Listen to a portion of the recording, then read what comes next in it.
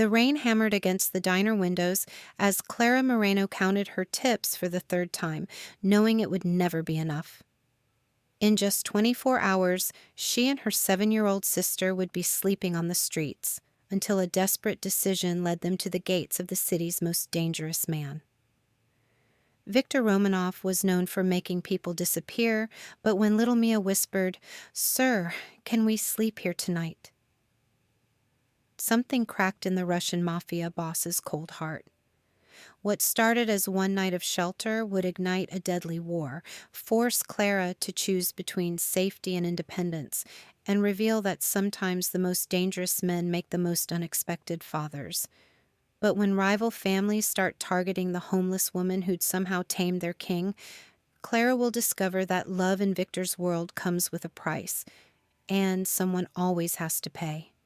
Subscribe and tell me where you're watching from, because this story of bullets and bedtime stories is about to get darker than you can imagine. The rain hammered against the diner's windows like angry fists. Clara Moreno wiped down the same table for the third time, her tired eyes watching the clock above the coffee machine. 11:30 at night, and she still had an hour left on her shift. Her feet ached in the worn sneakers she'd bought at a thrift store last month. The soles were getting thin, but they were all she had. Every dollar she earned went to keeping her and her little sister alive. "Order up," called Jimmy from the kitchen. He slid a plate of greasy eggs and toast across the pass.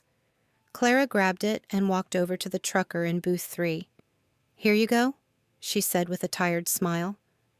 The man barely looked up from his phone. The diner was nearly empty now. Just the trucker, an old man nursing his 4th cup of coffee, and a woman who'd been staring at the same piece of pie for an hour. Clara had seen that look before. The woman was probably counting every penny in her wallet, trying to make it last. Clara knew that feeling too well. Her phone buzzed in her apron pocket, a text from the shelter. Her heart sank as she read the message. "Payment overdue. You have 24 hours to pay or find other arrangements." Clara's hands shook as she put the phone away. $200. She needed $200 by tomorrow night, or she and Mia would be sleeping on the streets. She looked at the tip jar on the counter. Maybe $12 total from the whole night. It wasn't nearly enough. The bell above the door jingled as the trucker left. He'd left $2 on the table. Clara pocketed it and started cleaning up. "You okay, honey?" asked Dottie, the night manager. She was a kind woman with gray hair and worried eyes. "You look like you've seen a ghost." "I'm fine," Clara lied. She couldn't burden Dottie with her problems. The woman had enough of her own. "Well, you better get going. It's past midnight, and that little sister of yours needs her sleep." Clara nodded and grabbed her coat from the back room. The thin jacket wouldn't do much against the cold rain, but it was all she had. The walk to the shelter took 20 minutes. Clara pulled her hood up and hurried through the empty streets. The city felt different at night, darker, more dangerous. She thought about Mia, probably lying awake in the narrow bunk bed they shared. Her little sister had been coughing for days now, a dry hack that worried Clara. But doctors cost money they didn't have. The shelter was a converted warehouse on the wrong side of town. It smelled like disinfectant and desperation. Clara showed her ID to the night guard and climbed the stairs to the women's section. Mia was awake, just like Clara had expected. She sat on the edge of their bed, clutching her worn, stuffed rabbit. At 7 years old, she was too thin and too quiet.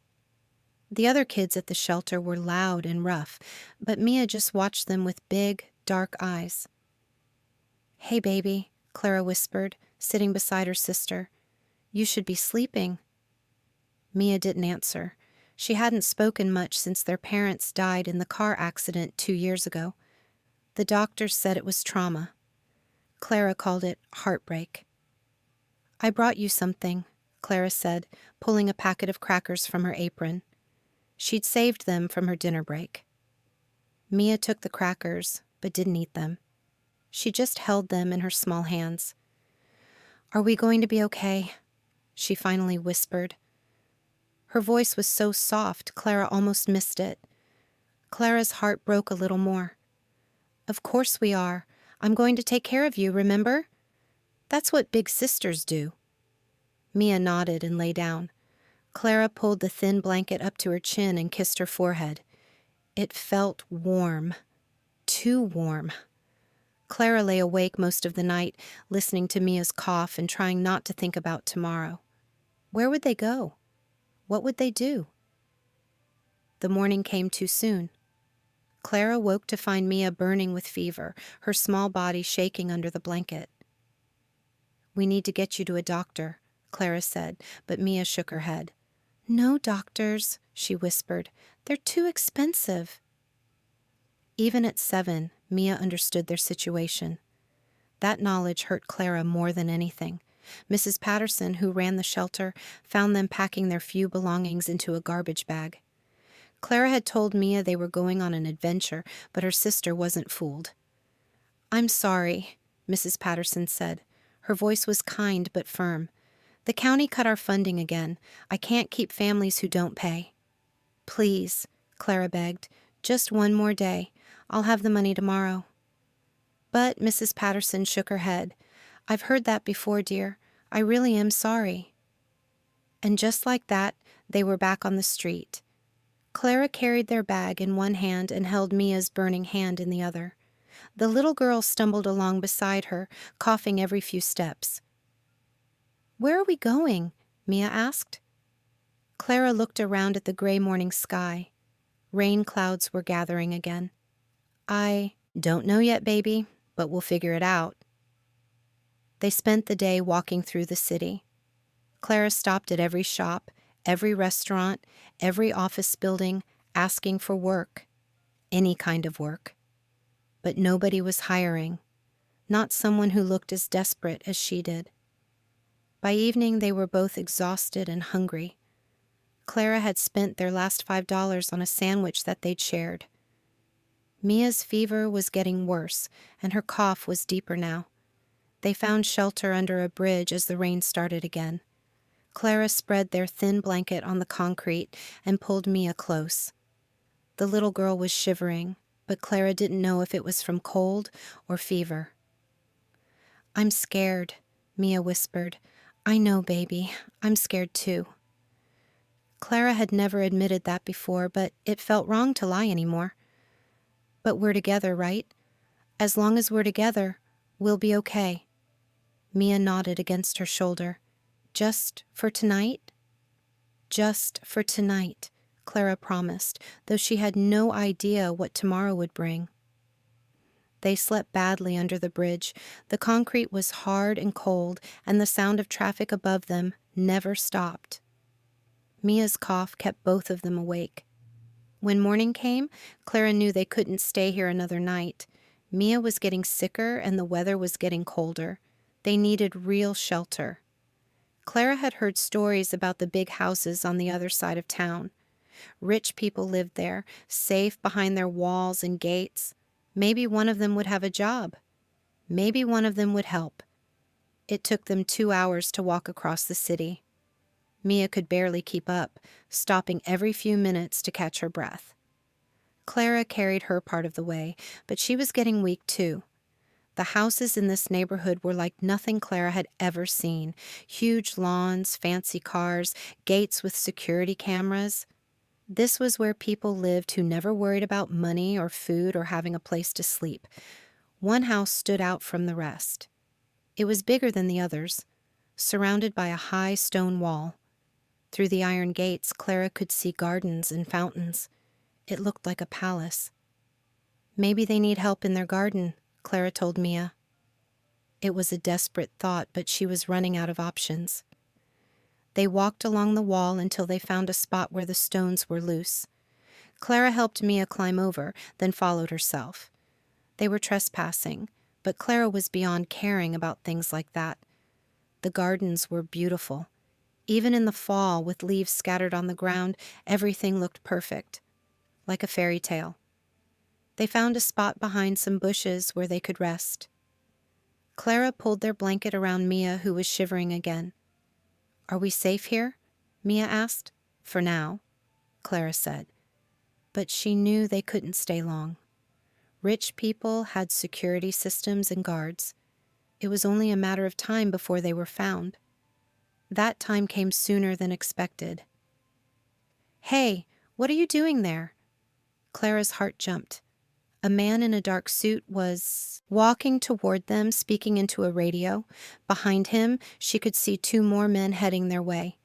"Please," Clara said, standing up slowly with her hands raised. "We're not here to steal anything. We just need a place to rest." "This is private property," the man said. His hand moved to something under his jacket. "You need to leave now." "My sister is sick," Clara said, her voice breaking. "She needs help." But the man wasn't listening. He was talking into his radio again, calling for backup. Clara pulled Mia behind her, protecting her with her own body. "Please don't call the police. We have nowhere else to go." More men were coming now. They surrounded Clara and Mia, all of them wearing the same dark suits, all of them looking dangerous. "What's the problem here?" The voice was different from the others. Calm, controlled, the kind of voice that expected to be obeyed. Clara looked up to see a black car pulling up nearby. The door opened and a man stepped out. He was tall and broad-shouldered, wearing an expensive coat. His dark hair was perfectly styled and his face was hard as stone. But it was his eyes that made Clara's breath catch. They were the coldest eyes she'd ever seen. "Sir," one of the guards said, "we found these 2 hiding in the garden, homeless by the look of them." The man walked closer, his eyes studying Clara and Mia. Clara felt like he could see right through her, reading all her secrets and fears. "What are you doing on my property?" he asked. His voice had a slight accent that Clara couldn't place. "I'm sorry," Clara said. "We don't have anywhere else to go. My sister is sick, and we just needed somewhere safe to rest." The man looked down at Mia, who was peeking out from behind Clara. Even sick and frightened, she was brave enough to meet his stare. "How old is she?" he asked. 7, Clara said. Something flickered in the man's cold eyes. For just a moment, they weren't quite as hard. "Anton," he said to one of his men, "get blankets from the car and water." "Sir?" The man called Anton looked confused. "Should we call the police?" "Did I ask you to call the police?" Anton shook his head quickly. "No, sir, of course not." "Then get the blankets." Clara didn't understand what was happening. Rich men in expensive coats didn't usually help homeless strangers, especially not men who surrounded themselves with armed guards. "Thank you," she said quietly. The man ignored her thanks. He was still looking at Mia, his expression unreadable. Anton returned with blankets and a bottle of water. He handed them to Clara, but kept his distance, like she might be dangerous. "What's your name?" the man in the coat asked Mia. Mia looked up at him with her big, dark eyes. She was so small and fragile, wrapped in the blanket Clara had put around her. "Mia," she whispered. Her voice was barely audible. "And you're sick, Mia?" She nodded, then started coughing again. The sound was worse than before, deep and rattling.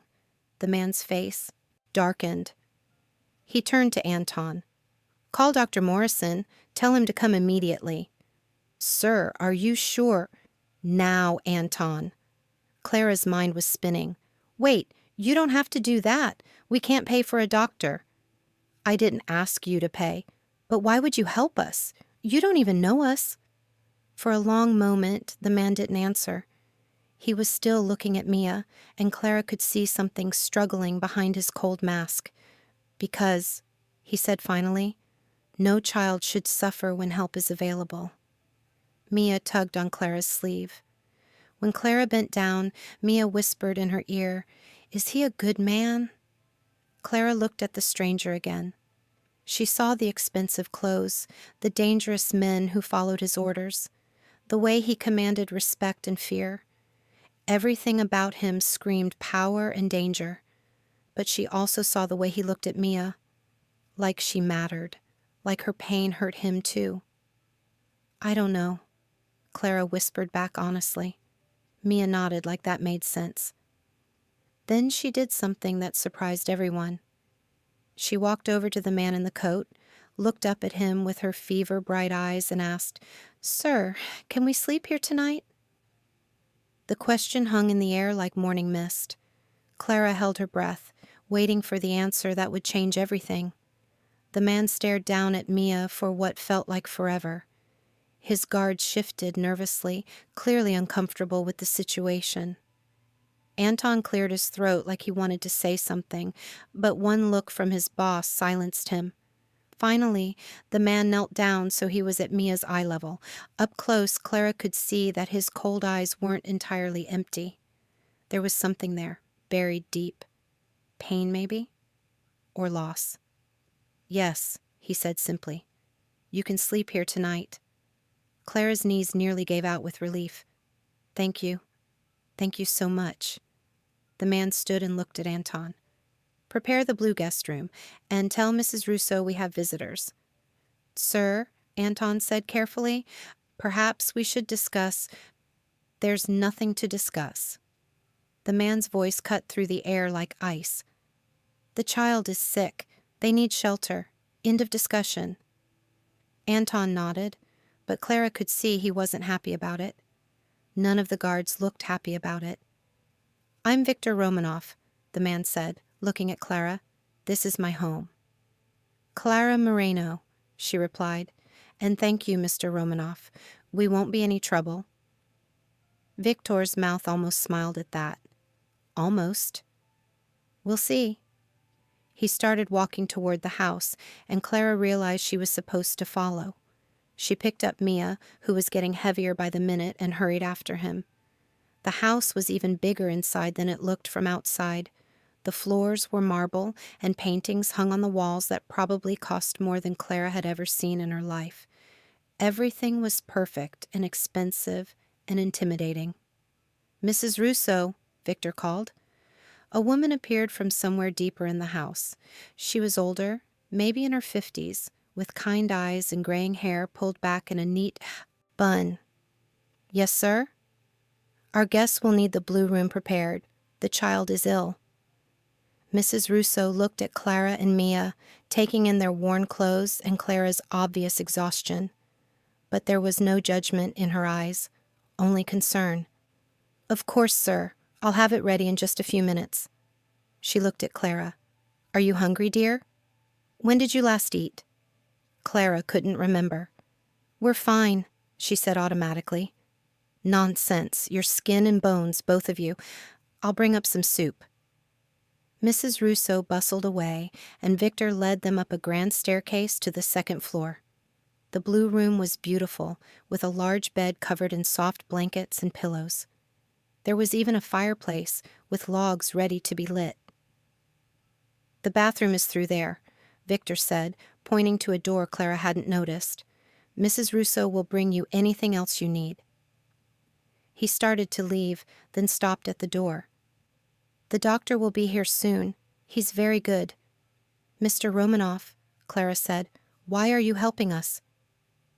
Viktor was quiet for so long that Clara thought he might not answer. When he finally spoke, his voice was softer than before. "Sometimes we all need help," he said. Then he was gone, closing the door behind him. Clara set Mia down on the bed, and her little sister immediately snuggled into the soft pillows. It was the first time in weeks that she looked comfortable. "It's so soft," Mia whispered. "I know, baby. Just rest now." But Clara couldn't rest. She paced around the room, looking at everything. The windows had heavy curtains that she could close for privacy. The carpet was thick under her feet. Even the air smelled clean and fresh. It was perfect. Too perfect. Men like Viktor Romanov didn't help strangers out of kindness. There had to be a catch. A soft knock at the door interrupted her thoughts. "Come in," she called. Mrs. Russo entered with a tray of food, soup that smelled like heaven, fresh bread, and milk for Mia. "Here we are," she said, setting the tray on a small table. "Nice and warm." "Thank you," Clara said. "You're very kind." "Mr. Romanov is a good man," Mrs. Russo said, as if she'd read Clara's thoughts. "He doesn't show it often, but he has a caring heart." Clara wanted to ask more, but Mrs. Russo had already left. Clara helped Mia eat a little soup, then tucked her back into the bed. Within minutes, her sister was asleep, breathing easier than she had in days. Clara ate her own soup by the window, looking out at the gardens below. She could see guards walking around the property, and she wondered again what kind of man Viktor Romanov really was. Rich men didn't usually need armed guards unless they had dangerous enemies, and men with dangerous enemies didn't usually take in homeless strangers. The doctor arrived an hour later. He was an older man with gentle hands and a quiet voice. He examined Mia carefully while Clara held her hand. "It's pneumonia," he told Clara afterward, "but caught early. With proper rest and medication, she'll be fine." He left antibiotics and promised to check on Mia in a few days. Clara tried to ask about payment, but he just shook his head. "It's taken care of," he said. After he left, Clara sat in the chair beside Mia's bed and tried to process everything that had happened. This morning they'd been sleeping under a bridge. Now they were in a mansion with a doctor and medicine and more food than they'd seen in months. It felt like a dream. Or maybe a trap. Another knock at the door. This time it was Anton, Viktor's right-hand man. He looked uncomfortable, standing in the doorway. "Mr. Romanov would like to see you," he said. "The child can sleep." Clara's stomach tightened with fear. "Is something wrong?" "He just wants to talk." Clara kissed Mia's forehead and followed Anton downstairs. He led her to an office with dark wood walls and shelves full of books. Viktor sat behind a large desk, reading something on his computer. "Sit," he said without looking up. Clara sat in one of the leather chairs across from his desk. The room smelled like expensive cologne and old books. Viktor finished what he was reading, then finally looked at her. "The doctor says your sister will be fine," he said. "Yes, thank you for calling him." "How long have you been on the streets?" Clara shifted in her chair. "Just a couple days this time. We were staying at a shelter, but..." "But what?" "We couldn't afford to stay." Viktor leaned back in his chair. "And before the shelter?" "We've been moving around for 2 years, since our parents died." "No other family?" Clara shook her head. "Just us." Viktor was quiet for a moment, studying her face. "You're very young to be caring for a child alone." "I'm 28. "That's young?" Clara didn't know what to say to that. She'd never felt young. Not since the day the police came to tell them about the accident. "I have a proposition," Viktor said suddenly. Clara's heart sped up. Here it came. The catch. "What kind of proposition?" "Your sister needs time to recover, and you need work." "I'm listening." "There are always things that need to be done around here. Mrs. Russo could use help with cooking and cleaning. You could work for me." Clara stared at him. "You want to give me a job?" "Why does that surprise you?" "Because you don't know anything about me. I could be a thief or a drug addict or..." "Are you?" "No." "Then what's the problem?" Clara couldn't think of an answer to that. "What would you pay me?" "Room and board for both of you, plus enough salary to save some money." It sounded too good to be true. Way too good. "Why would you do that?" Viktor's expression didn't change. "I told you, Mrs. Russo needs help." "There has to be more to it than that." For the first time, Viktor almost smiled. "You don't trust easily, do you?" "Would you? In my situation?" Probably not. He stood and walked to the window. Tell me something, Clara. What do you know about me? Nothing, Clara admitted, except that you live in a big house and have men with guns following you around. That doesn't concern you? Should it? Viktor turned to look at her. Most people are afraid of me. Are you going to hurt my sister? No. Are you going to hurt me? No. Then I guess I'm not most people. This time Viktor did smile, just a little. No, you're not. He returned to his desk and pulled out a piece of paper. This is a contract. Room and board for both of you, plus $500 a week. You work 6 days, Sunday off. If you want to leave, you can do so with 1 week's notice. Clara's hand shook as she read the contract. $500 a week was more money than she'd ever made in her life. There has to be a catch, she said. The only catch is that you do good work and take care of your sister. Clara looked around the office again. The expensive furniture, the thick carpet, the paintings on the walls. Viktor Romanov was clearly a wealthy man, but wealthy men didn't usually live behind walls with armed guards. Are you a criminal? She asked bluntly. Viktor raised an eyebrow. Would it matter if I was? I don't know. Maybe. I'm a businessman, he said. Some of my business associates are less conventional than others. That wasn't really an answer, but Clara supposed it was all she was going to get. If I sign this, she said, how do I know you won't change the terms later? How do I know you won't hurt us? Viktor leaned forward. You don't. You'll have to trust me. I don't trust anyone. Smart girl, but sometimes we have to take chances. Clara thought about Mia upstairs, sleeping peacefully for the first time in weeks. She thought about the antibiotics that would make her sister well. She thought about having a real job and a real place to live. Okay, she said. I'll do it. Just like that. My sister needs a safe place to get well, and I need work. This solves both problems. Viktor handed her a pen. Clara signed the contract before she could change her mind. Mrs. Russo will show you around tomorrow, Viktor said. Your duties will start Monday. Clara stood to leave, then stopped at the door. Mr. Romanov? Thank you for everything. Don't thank me yet, Viktor said. You haven't seen how demanding Mrs. Russo can be. Clara went back upstairs to find Mia still sleeping peacefully. She sat in the chair beside the bed and watched her sister's chest rise and fall steadily. For the first time in 2 years, Clara felt something she'd almost forgotten. Hope. Maybe Viktor Romanov was dangerous. Maybe working for him was a mistake. But Mia was safe and warm, with medicine and food and a doctor's care. For now, that was enough. Outside, she could hear footsteps in the hallway. Guards making their rounds, keeping the house secure. Clara wondered what Viktor needed protection from, but she pushed the thought away. Some questions were better left unasked. She curled up in the chair beside Mia's bed and closed her eyes. Tomorrow would bring new challenges, new worries, new questions. But tonight they were safe.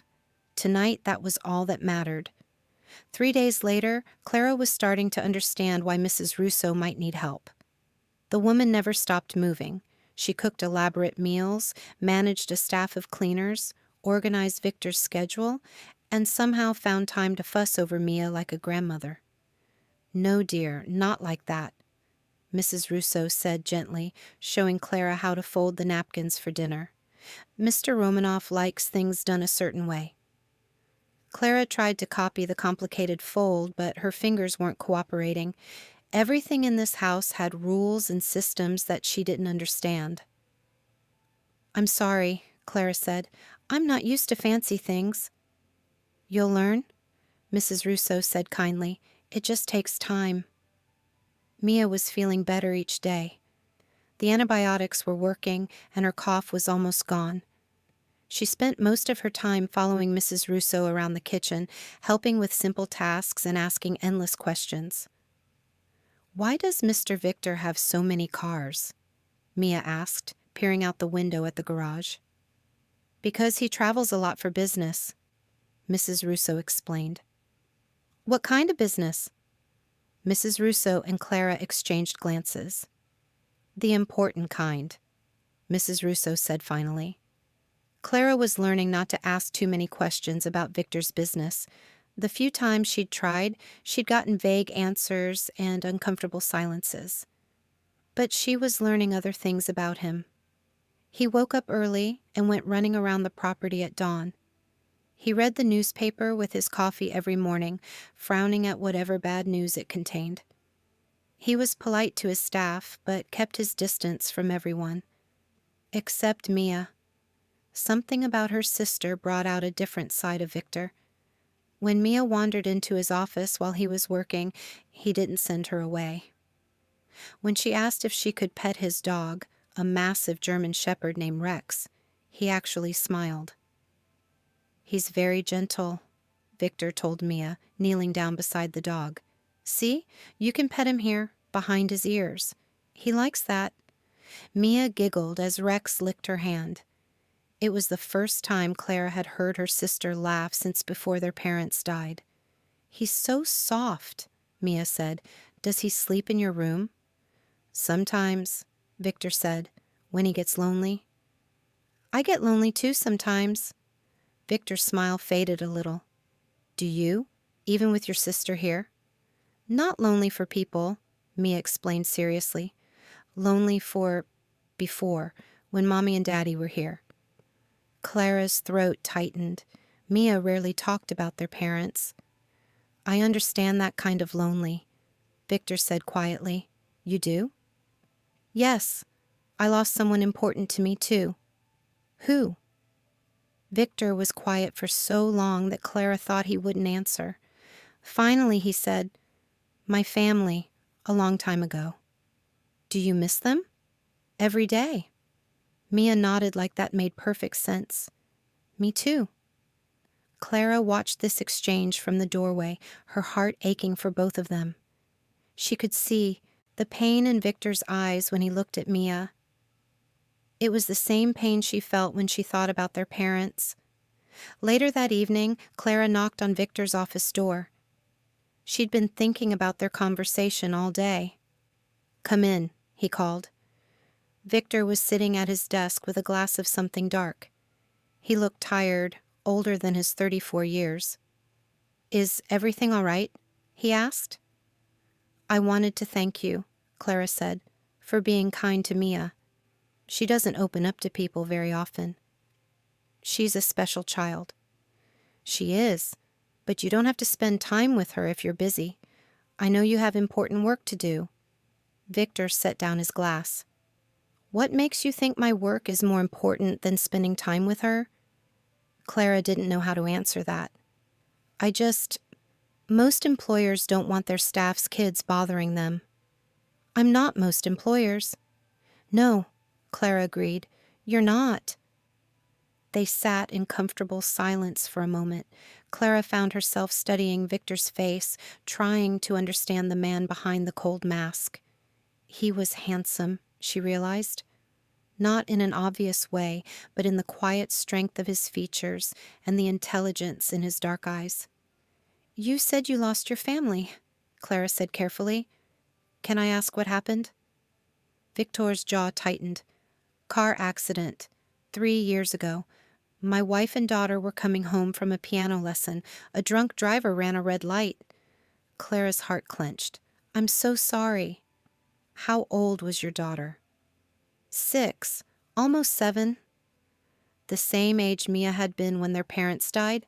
No wonder Victor connected with her sister. "That's why you helped us," Clara said, understanding finally. "Because of her." "Maybe." Victor picked up his glass again but didn't drink. "Or maybe I'm just tired of living in a house full of ghosts." Before Clara could respond, alarms started blaring throughout the house. Victor was on his feet instantly, his relaxed manner gone. "Stay here," he ordered, reaching for something in his desk drawer. Clara caught a glimpse of metal before he turned away. "What's happening?" Clara asked, but Viktor was already moving toward the door. "Anton!" he shouted into the hallway. Heavy footsteps came running. "Sir, someone threw something over the south wall. Looks like it was meant to start a fire in the garden." Viktor's face went hard as stone. "Molotov cocktail?" "Yes, sir, but it didn't catch. Too wet from yesterday's rain." "Volkov?" "Has to be. We found this attached to a rock." Anton handed Viktor a piece of paper. Viktor read it, his expression getting darker with every word. "What does it say?" Clara asked. Viktor looked at her like he'd forgotten she was there. "It says I've gotten soft, that I'm weak because I'm protecting strays." Clara's blood went cold. "They're talking about us." "Yes." "Oh, God! Mia!"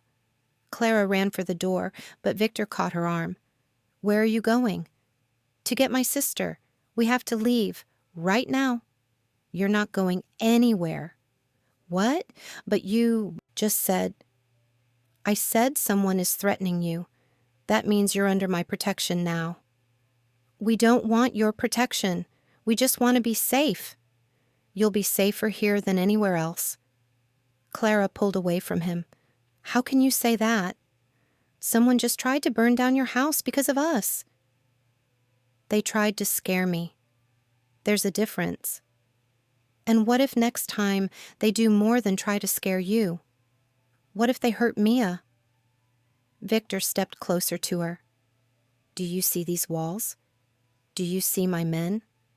Do you think I've survived this long by letting people threaten what's mine?" "We're not yours," Clara said, but her voice shook. "Aren't you?" Viktor's eyes held hers. "You signed a contract. You live in my house. You eat my food. Your sister sleeps in my bed. If that doesn't make you mine, what does?" Clara didn't have an answer for that.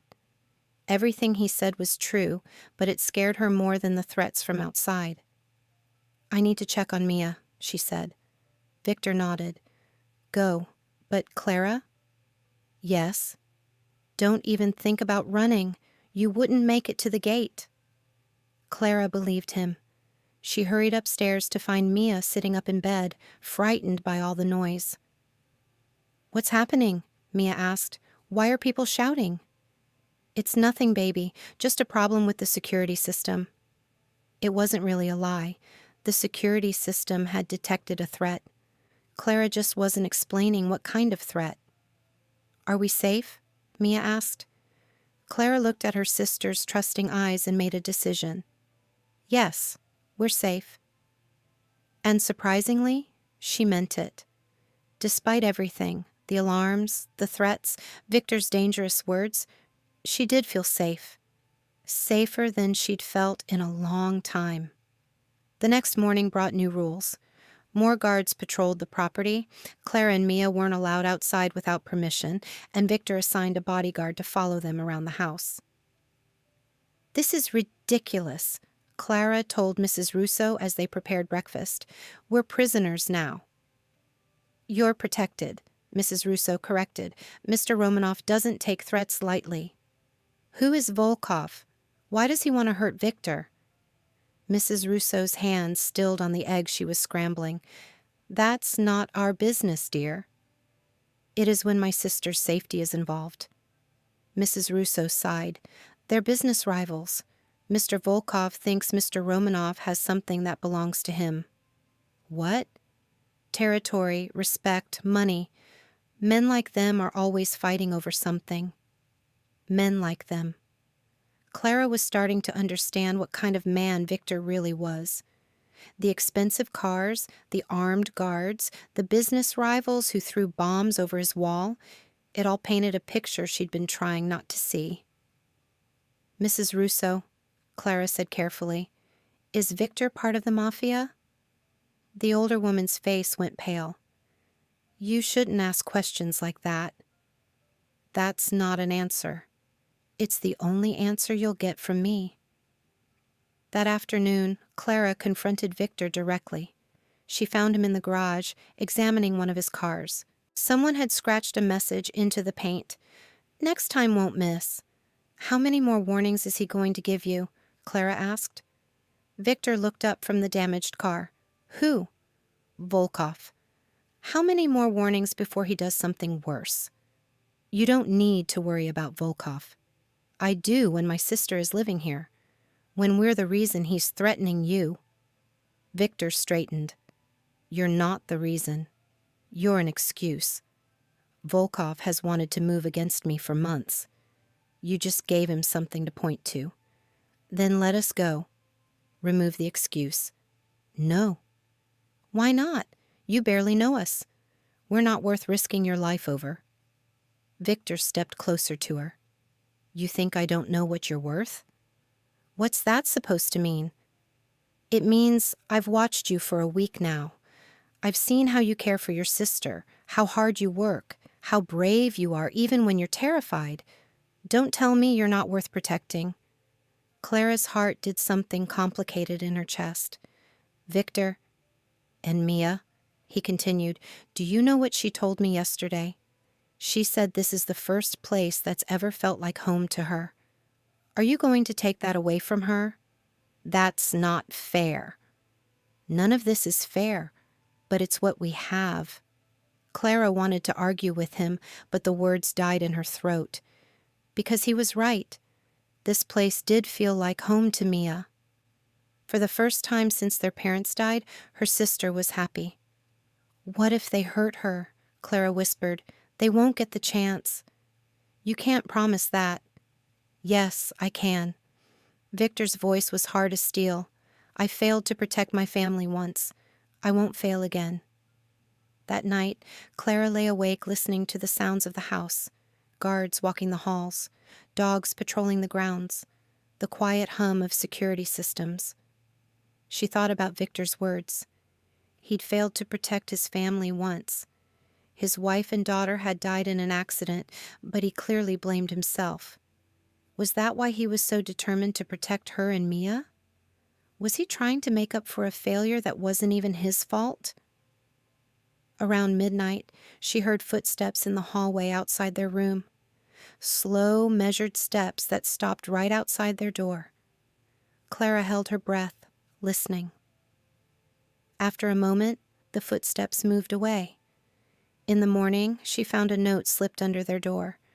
"Sleep well. You're safe here. V." Clara stared at the note for a long time. Viktor had been standing outside their room in the middle of the night, making sure they were okay. The thought should have frightened her. Instead, it made her feel something else entirely. Something dangerous. Something like trust. The days fell into a new rhythm. Clara worked alongside Mrs. Russo, learning to cook the elaborate meals Viktor preferred and manage the complex household. Mia continued to improve, growing stronger and more talkative each day. And Clara found herself looking forward to the quiet moments when Viktor joined them for meals or stopped by the kitchen to check on Mia. He was different when he thought no one was watching. Gentler. More human. "Tell me about your family," Mia said one evening after dinner. She was curled up on the couch in Viktor's office while he worked, and Clara cleaned up. Viktor's hands paused over his keyboard. "What do you want to know?" "What was your little girl's name?" "Anya." "Did she like dolls?" "She liked books better. She wanted to be a doctor when she grew up." "Like the nice doctor who made me feel better?" "Yes, just like him." Mia was quiet for a moment. "Do you think she would have liked me?" Viktor stopped typing completely. He turned to look at Mia, and Clara saw something break open in his expression. "Yes," he said softly. "I think she would have loved you." That night, Clara knocked on Viktor's door after Mia was asleep. "Come in," he called. She found him standing by the window, looking out at the dark gardens. He loosened his tie and rolled up his sleeves, and he looked more relaxed than she'd ever seen him.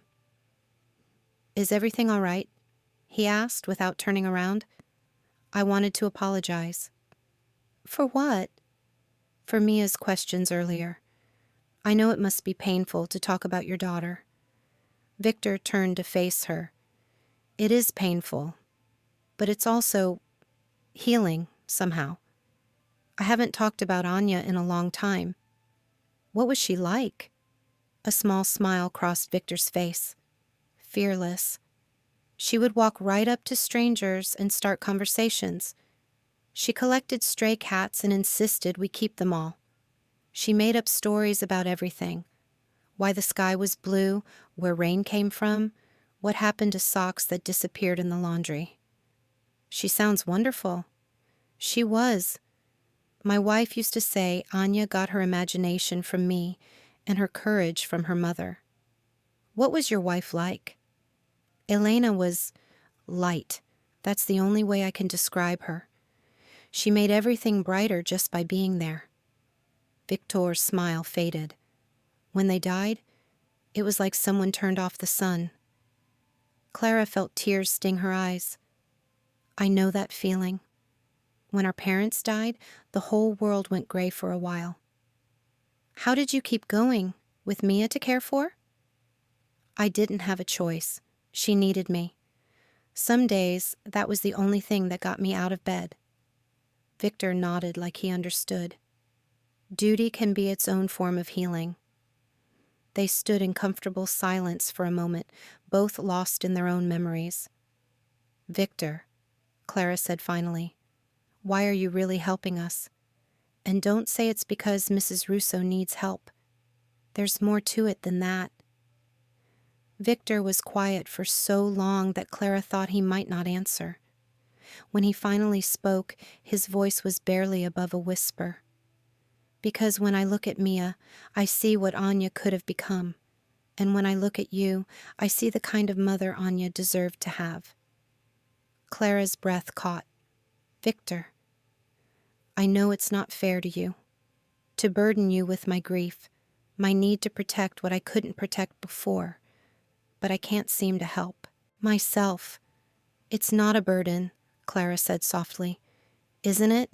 You're trapped here because of me, because I'm too selfish to let you go. Clara stepped closer to him. We're not trapped. We're protected. There's a difference. Is there? Yes, because protection comes from caring. And I think you do care about us. Not just because we remind you of your family, but because of who we are. Viktor's eyes met hers. You're very perceptive. And you're not as cold as you pretend to be. I have to be cold. In my world, weakness gets you killed. Then maybe your world needs to change. Viktor laughed, but there was no humor in it. You make it sound so simple. Maybe it could be, if you wanted it to be. And what would I do instead? I've been in this life for 15 years. I don't know how to be anything else. Clara thought about that. You could start by being the man you are with Mia. The one who reads her stories and teaches her about dogs and listens to her questions about your daughter. That man is a luxury I can't afford. What if you could? Before Viktor could answer, his phone rang. He glanced at it and frowned.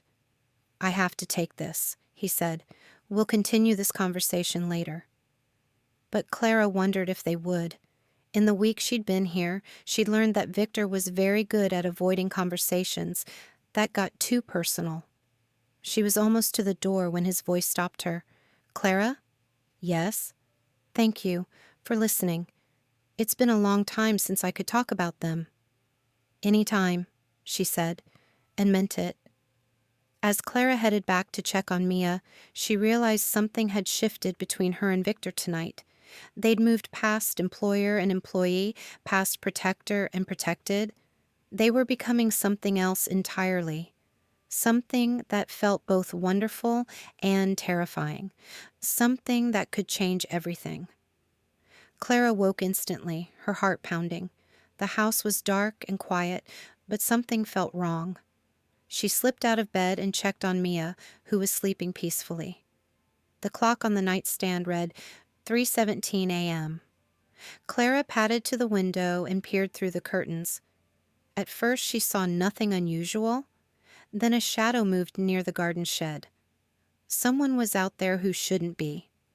Clara's first instinct was to wake Mia and hide. But then she thought about Viktor, alone in his room at the other end of the house. What if the intruder was already inside? What if Viktor was in danger? She grabbed the baseball bat Viktor had given her for protection and crept into the hallway. The house felt different at night, bigger, more threatening. A soft footstep echoed from somewhere below. Clara's grip tightened on the bat. Someone was definitely inside. She made it halfway to Viktor's room before strong hands grabbed her from behind. One hand clamped over her mouth while an arm wrapped around her waist, lifting her off the ground. "Don't make a sound," a voice hissed in her ear. Clara bit down hard on the hand covering her. "Mouth!" The man cursed and loosened his grip just enough for her to scream. "Viktor!" The house erupted into chaos. Alarms blared, dogs started barking, footsteps thundered through the hallways as Viktor's security team mobilized. The intruder dragged Clara toward the stairs, but she fought every step. She swung the bat wildly, connecting with something solid. The man grunted and stumbled. "Clara!" Viktor's voice cut through the noise. He appeared at the top of the stairs, gun drawn, his face a mask of fury. The intruder released Clara and pulled out his own weapon. "Back off, Romanov, or I put a bullet in her head." Viktor's eyes never left Clara's face. "Let her go, and we can discuss this like civilized men." "Nothing civilized about this. Volkov wants you to know he can reach anyone, anywhere, even your precious strays. The message is received. Now release her." The man's grip tightened on Clara's arm. "Not until you agree to Volkov's terms." "What terms?" "You know what he wants. The docks, the shipping routes, everything north of the river." Viktor's jaw clenched. "That's not going to happen. Then the girl dies." Clara felt the cold barrel of the gun press against her temple. Her thoughts went immediately to Mia, still sleeping in their room. If something happened to Clara, what would become of her sister? "Please," Clara whispered, "I have a little sister. She needs me." For just a moment, the gunman's grip loosened. That moment was all Viktor needed. He moved faster than Clara thought possible. 1 second the gun was at her head. The next, Viktor had tackled the intruder to the ground. They rolled down the stairs, fighting for control of the weapon. Clara pressed herself against the wall, heart hammering. She could hear Mia crying from their room and wanted desperately to go to her, but she couldn't move. She was frozen, watching Viktor fight for his life. The gun went off. The sound was deafening in the enclosed space. Clara screamed, not knowing who had been shot. For a terrible moment, both men lay still at the bottom of the stairs. Then Viktor rolled over, breathing hard but alive. The intruder didn't get up. "Clara?" Viktor climbed the stairs toward her, blood on his shirt. "Are you hurt?" "No, but you're bleeding." "It's not mine." Clara's knees gave out. Viktor caught her before she could fall, pulling her against his chest. She could feel his heart beating just as fast as hers. "You're safe," he murmured into her hair. "You're safe." "Mia," Clara managed. "She's scared." "I'll come with you." They found Mia huddled in their bed, tears streaming down her face. When she saw Clara, she launched herself into her sister's arms. "I was so scared," Mia sobbed. "I heard loud noises, and you were gone." "I'm here now, baby. Everything's okay." But everything wasn't okay. Clara could see it in Viktor's eyes as he watched them. This attack had been different, more personal, more dangerous. "Sir?" Anton appeared in the doorway, looking grim. "We've secured the perimeter. No other intruders." "Good. Double the guard rotation. And call Dr. Morrison. I want Clara and Mia checked for injuries." "I'm fine," Clara protested. Viktor's eyes met hers. "Humor me." The rest of the night passed in a blur of activity. Dr. Morrison confirmed that Clara and Mia were physically unharmed. The police arrived to take away the intruder's body. Viktor spent hours on the phone, his voice cold and controlled as he spoke to people Clara didn't know. As dawn broke over the estate, Clara found herself sitting in Viktor's office with a cup of coffee she couldn't drink. Her hands were still shaking. "This is my fault," she said when Viktor finally joined her. He'd showered and changed clothes, but she could see the exhaustion in his eyes. "No, it's not. If we weren't here, Volkov wouldn't have a reason to threaten you." "Volkov has been threatening me for months. You're not the cause of this war, Clara. You're just caught in the middle of it." "Then let us go. End it." Viktor sat heavily in his chair. "It's too late for that." "What do you mean?" "I mean, Volkov crossed a line tonight. He came into my home. He threatened someone under my protection. There's no going back from that." Clara's stomach sank. "What are you going to do?" "What I should have done months ago." There was something in Viktor's voice that made Clara's blood run cold. "Viktor, please, don't do anything that will put you in more danger." "I'm already in danger. We all are, as long as Volkov thinks he can intimidate me." "What if you just gave him what he wants? The docks or whatever?" Viktor's eyes flashed. "You don't understand what you're asking." "Then explain it to me."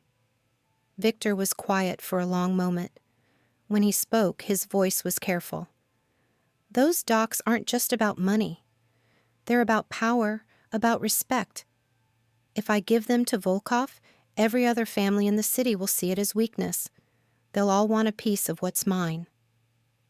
And if you don't give them to him, then we finish this. One way or another." Clara didn't like the sound of that. "Promise me something." "What?" "Promise me you'll come home. No matter what happens with Volkov, promise me you'll come home to us." Viktor's expression softened. "Clara, I know I don't have the right to ask. We're not really your family. But Mia has already lost one father figure. I can't watch her lose another." "Is that the only reason you want me to come home? For Mia?" Clara met his eyes. "No, it's not." Viktor stood and walked around his desk. He cupped her face in his hands, his thumbs brushing away tears she didn't realize had fallen. "I promise," he said softly. "I'll come home." The next few days passed in tense anticipation. Viktor was gone most of the time, handling business Clara didn't want to think about. When he was home, he spent every free moment with Mia, as if he was trying to memorize her laughter. "Why is Mr. Viktor so sad?" Mia asked one evening, as Clara tucked her into bed. "He's not sad, baby. He's just worried about work." "Is he going away?" Clara's throat tightened. "Why would you ask that?" "Because he keeps looking at me like Daddy used to, before the accident, like he wanted to remember everything." Out of the mouths of babes, Clara sat on the edge of Mia's bed, not sure how to answer. "Do you remember much about Daddy?" Clara asked instead. Mia nodded. "I remember how he used to read to me, and how he made funny voices for all the characters. Mr. Viktor does that too." "He does? When you're not here? He reads me the stories about the princess who saves herself." Clara smiled despite her worry. That sounded like Viktor. "What else do you remember about Daddy?" "I remember that he loved us. Even when he was scared or worried, he always loved us." Mia's big eyes looked up at Clara. "Mr. Viktor loves us too, doesn't he?" Clara's heart clenched. "What makes you say that?" "Because he looks at us the same way Daddy did, like we're the most important thing in the whole world." That night, Clara couldn't sleep. She wandered the house, eventually ending up in the garden where she'd first met Viktor. It felt like a lifetime ago instead of just 2 weeks. "Can't sleep either?" Clara turned to find Viktor standing in the shadows. He was wearing dark clothes and looked like he was preparing to leave. It's late, Clara said, or early, depending on how you look at it. I have some business to take care of. Clara's stomach dropped. With Volkov? Among others. Viktor, please. There has to be another way. He stepped closer to her. In the moonlight, his face looked younger, more vulnerable. There is no other way. Not anymore. Then take us with you. If you're going, we'll go too. Absolutely not. Why? Because it's dangerous? This whole house is dangerous now. At least if we're with you, we'll know what's happening. Clara, I need to know you and Mia are safe. If I'm worried about you, I can't focus on what needs to be done. And what exactly needs to be done? Viktor was quiet for so long that Clara thought he wouldn't answer. Finally, he said, Volkov has to be stopped. Permanently. The word hung between them like a death sentence. Clara had known this was coming, but hearing it out loud made it real. How many men is he bringing? She asked. Does it matter? It matters to me. It matters to Mia. Viktor took her hands in his. I have good men, loyal men. We'll be fine. You don't know that. No, Viktor admitted. I don't. But I know that if I don't end this tonight, Volkov will keep coming. He'll keep threatening you and Mia until I give him what he wants or he takes it by force. What if we left? What if we just disappeared? He'd find you. Men like Volkov don't give up. Clara wanted to argue, but she could see the truth in Viktor's eyes. There really was no other way. When will you go? She asked. Soon. Anton is getting the cars ready. How long will you be gone? I don't. No? Maybe a few hours? Maybe forever. Viktor cupped her face in his hands. Look at me, Clara. Really look at me. She did, memorizing every detail. The scar above his left eyebrow. The way his eyes crinkled slightly when he was thinking. The strength in his jaw and the gentleness in his touch. I'm coming home, he said firmly. I'm coming home to you and Mia. That's a promise. You can't promise something like that. Yes, I can. Because I finally have something worth coming home to. Before Clara could respond, Viktor kissed her. It was soft and desperate and full of everything they hadn't said to each other. When they broke apart, Clara was crying. Don't say goodbye, she whispered. Just don't. This isn't goodbye. This is see you later. Viktor kissed her forehead and started walking toward the house. At the door, he turned back. Clara? Yes? Take care of each other, and if something happens, if I don't come back, take Mia somewhere far away. Mrs. Russo has money set aside for you, enough to start over wherever you want. Viktor. But he was already gone, disappearing into the dark house like a shadow. Clara stood in the garden for a long time, looking up at the stars and praying to whoever might be listening. She prayed for Viktor's safety, for his men's safety, and for the strength to hold herself together until he came home. Because he would come home. He had to. The alternative was unthinkable. Hours passed. Clara dozed fitfully in the chair beside Mia's bed, waking at every sound. Mrs. Russo brought her tea and toast, but Clara couldn't eat. He'll be all right, Mrs. Russo said softly. Mr. Viktor is a survivor. How do you stand it? Clara asked. The not knowing? I've had years of practice. This life, it's not easy, but the people in it are worth the worry. Around noon, Anton returned. Alone. Clara's heart stopped when she saw his face. He looked exhausted and grim, blood on his shirt. Where is he? Clara demanded. At the hospital, Anton said. He's alive, but he's hurt. Clara was on her feet instantly. How bad? Bad enough. He took a bullet to the shoulder and another to the leg. Lost a lot of blood. I need to see him. Mrs. Moreno, I don't think... I need to see him, Anton. Right now. Something in Clara's voice must have convinced him, because he nodded. "I'll drive you, but we need to be careful. There might still be Volkov's men out there." "What happened to Volkov?" Anton's face was stone. "He won't be bothering anyone anymore."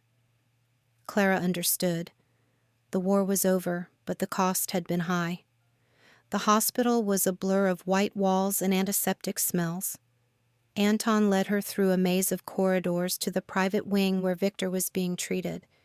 He was unconscious when she first saw him, pale and still in the hospital bed. Machines beeped steadily around him, monitoring his vital signs. "The doctors say he'll be fine," Anton said quietly. "He needs rest and time to heal, but he'll recover." Clara sat in the chair beside Viktor's bed and took his hand. It was warm and strong even in sleep. "Did you win?" she asked Anton. "We survived. In this business, sometimes that's the same thing." "And the others? Your men?" "3 injured, none dead. We were lucky." Clara squeezed Viktor's hand. "When will he wake up?" "Soon, I hope. He's been asking for you." "He has. Every few minutes, even under sedation. Your name is the only thing he said." Tears spilled down Clara's cheeks. "I thought I'd lost him." "So did he. That's why he fought so hard to come back." Viktor's eyes fluttered open a few minutes later. It took him a moment to focus, but when he saw Clara, he smiled. "You came," he whispered. "Of course I came. How are you feeling?" "Like I got shot twice." His voice was hoarse but steady, but alive, definitely alive. "You scared me." "I scared myself." Viktor tried to sit up and winced. "Is Mia okay?" "She's fine. Worried about you, but fine." "Good. That's good." They sat in comfortable silence for a while, just holding hands and being grateful to be together. "Clara," Viktor said finally. "Yes?" "I need to tell you something about what happened tonight, about what this means." "What does it mean?" "It means things are going to change. The other families will want to know where I stand now. There will be meetings, negotiations, new arrangements." "Okay." "It also means I have a choice to make about what kind of life I want to live going forward." Clara's heart skipped. "What kind of choice?" Viktor's eyes met hers. "The choice between being the man I've always been or becoming the man you and Mia deserve." "Viktor, you don't have to change for us." "Yes, I do, because I love you, Clara. I love both of you, and I want to be worthy of that love." Clara's breath caught. "You love me?" "More than I thought was possible, more than I knew I could still feel." "I love you too," Clara whispered. "So much it terrifies me." Viktor squeezed her hand. "Then we'll figure out how to make this work. Together." "What about your business? Your responsibilities?" "I'll find a way to step back, to be less hands-on. There are good men who can handle the day-to-day operations." "And if the other families don't accept that?" Viktor's smile was tired but determined. "Then they'll have to learn to, because my family is more important than any business." Clara felt tears sliding down her cheeks. "Are we your family?" "If you'll have me. If you think Mia would accept an old broken-down crime boss as a father figure." Clara laughed through her tears. "I think she already has." Viktor closed his eyes, suddenly looking exhausted. "I need to sleep.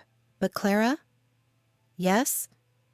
"When I get out of here, when I'm back on my feet, will you marry me?" Clara's heart stopped. "What?" "I know it's fast.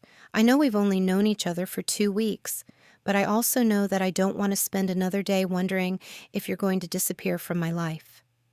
"Viktor, think about it," he said, his voice getting drowsy. "Just think about it."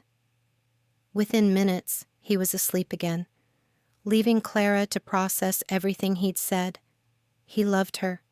He wanted to marry her. He was willing to change his entire life for her and Mia. It should have felt overwhelming.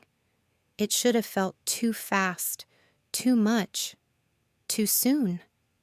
Instead, it felt like coming home. Clara sat beside Viktor's bed for the rest of the afternoon, holding his hand and thinking about the future. A future where Mia could grow up safe and loved. A future where Clara could build a real family with a man who understood loss and healing and the power of second chances. When Anton came to drive her home, Clara was ready with her answer. But she would save it for Viktor when he woke up. Some promises were too important to make to a sleeping man. Clara woke to sunlight streaming through the bedroom windows and the sound of laughter from the garden below. She smiled, recognizing Mia's giggles mixed with Viktor's deeper chuckle. She padded to the window and looked out to see them playing with Rex in the morning sunshine. Viktor was teaching Mia how to throw a tennis ball properly, his movements still slightly careful because of his healing shoulder. "Like this, Papa?" Mia called out, winding up for another throw. Clara's heart swelled every time Mia called Viktor Papa. It had started 3 months ago, when Mia was sick with a small fever. Viktor had sat by her bedside all night, reading stories and bringing her ice chips. When morning came, Mia had sleepily asked, "Will you stay with me today, Papa?" Viktor had gone very still. Then he'd kissed Mia's forehead and said, "Always, little one, always." Now Clara watched her husband-to-be chase the dog around the garden while their daughter clapped her hands in delight. The engagement ring on Clara's finger caught the morning light, still new enough to surprise her sometimes. Viktor had proposed officially 3 weeks after leaving the hospital. Not with grand gestures or fancy restaurants, but quietly, in the kitchen while they were making breakfast together. Mia had been the one to find the ring in her pancakes, squealing with excitement